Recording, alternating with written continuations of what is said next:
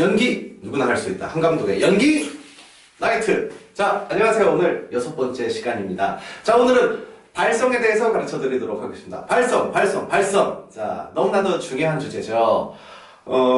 옛날엔 발성하면 이렇게 가르쳤습니다.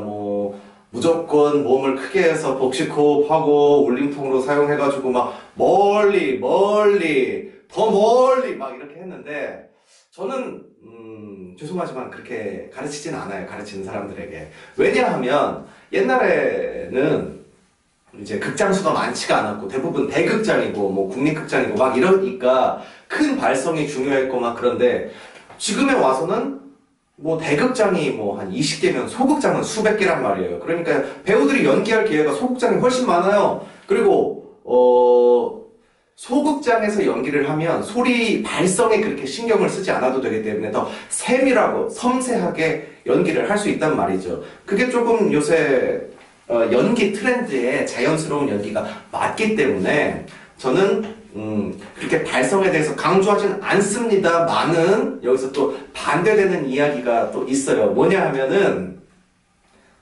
아이러니하게도 제가 큰 목소리 뭐 그렇게 중요하지 않다라고 얘기했지만, 연기할 때는 무조건 목소리 크게 해야 됩니다. 크게. 예.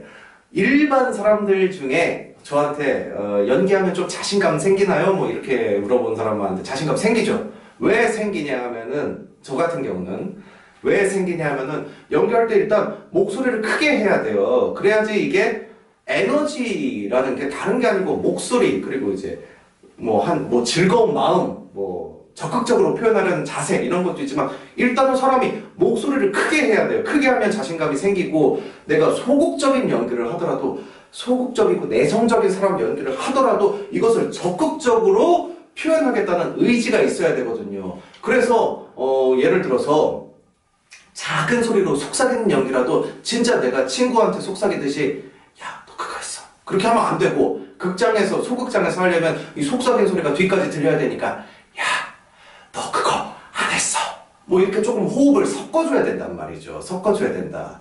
예, 그래서 어느 정도의 볼륨만 있으면은 이제 요즘에는 연기하는데 그렇게 문제가 되지 않는데, 그것을 어떻게 연습하시냐? 예를 들어 집에서 연습을 하신다. 그럼 책을 한 권 들고 소리내서 읽으시는데, 거실 이제 구석 끝에서 앉으셔가지고 저 멀리 집이면 한 5m, 10m, 20m 이렇게 되겠죠. 부엌까지 합치면은 거기 사람이 한 명 앉아있다고 생각을 하고 거기에 마음을 두고 정확하게 거기까지, 나는 오늘 그래서 어떻게 했는데 톨스토이는 뭐 어쩌고 저쩌고 했습니다, 이렇게 마음을 두고 하면은 어느 정도 볼륨 문제는 해결이 되고, 거기다가 항상 적극적으로 이 대사를 하려는 자세, 그것을 이제 가지고 있으면 되는데, 제가 러시아에서 연기할 때 진짜 수업 시간에 100번, 1000번 선생님이 말씀하신 단어가 있어요. 항상 선생님 책상 두드리면서 앞지부나 막 이렇게 말씀을 하셨거든요. 그게 뭐냐면 적극적으로 해라, 적극적으로 이 말씀이시거든요. 제가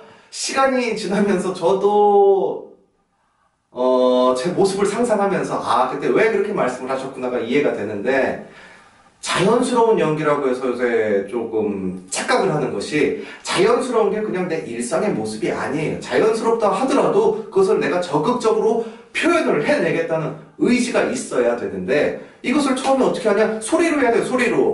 소리로 해야지 이것이 잘 전달이 되고, 어떠한 인물이건 어떠한 감정이건 내가 감정을 숨겨서 되는 것이, 내 감정 밖으로 꺼내야 돼. 인물도 밖으로 꺼내야 되고, 그러려면 볼륨에 신경을 써서 해야 된다. 너무 큰 옛날처럼 드럼통 발성 그런 거 필요 없지만은, 연기할 때는 무조건 적극적으로 작은 소리고, 내성적인 인물이라도 적극적으로 내 말을 전달하겠다는 강력한 의지와 함께 그 거리를 어느 정도 염두에 두고 연기하는 것이 중요하다. 이런 말씀 드리면서 오늘 이렇게 마치겠습니다. 감사합니다.